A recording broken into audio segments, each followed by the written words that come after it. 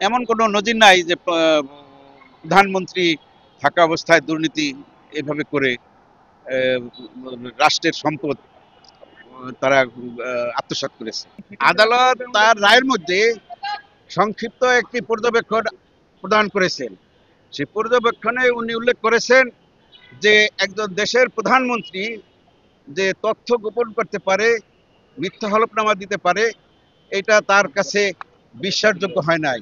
সে অবাক হয়ে গেছে যে একটা দেশের প্রধানমন্ত্রী কিভাবে, চারবারের প্রধানমন্ত্রী, উনি কিভাবে মিথ্যা হলফনামা এবং তথ্য গোপন করে জনগণের সম্পদ উনি নিয়ে মিথ্যাভাবে নিয়েছেন।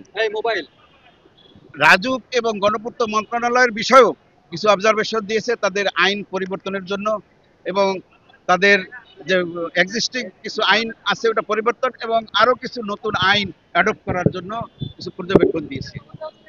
কেউ আইনের ঊর্ধ্বে নয়, এবং রাজুকের যে প্লট বরাদ্দের বিষয় যে বিধিবিধান তার সাপেক্ষে উন্মুক্ত পদ্ধতিতে ডিজিটাল পদ্ধতির মাধ্যমে এবং সরাসরি মিডিয়ার প্রকাশ্য মিডিয়ায় আনয়ন করে প্লট বরাদ্দের জন্য এই লটারি সিস্টেমটা করার জন্য একটা পর্যবেক্ষণ দিয়েছেন। আমরা অবশ্যই মনে করি, কারণ এই রায় কেউ কেউ ঊর্ধ্বে নয়, আইনের ঊর্ধ্বে নয়।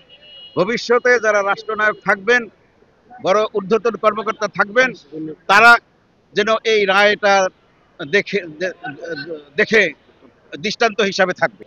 আমরা তো বলেছি এই রায় আমরা আমাদের প্রত্যাশিত অনুসারে হয় নাই। আমরা পরবর্তীতে আমাদের কমিশনের, দুর্নীতি দমন কমিশনের সাথে আলাপ করে আমরা পরবর্তী সিদ্ধান্ত জানাবো। শেখ হাসিনার সুদা সদনে উনি স্বামীর নিকট থেকে ওয়ারিশ সূত্রে প্রাপ্ত হয়েছিলেন, এবং ওনার পিতার নিকট থেকেও ধানমন্ডিতে অবস্থিত আরেকটা প্লটের থেকেও উনি প্রাপ্ত হয়েছেন।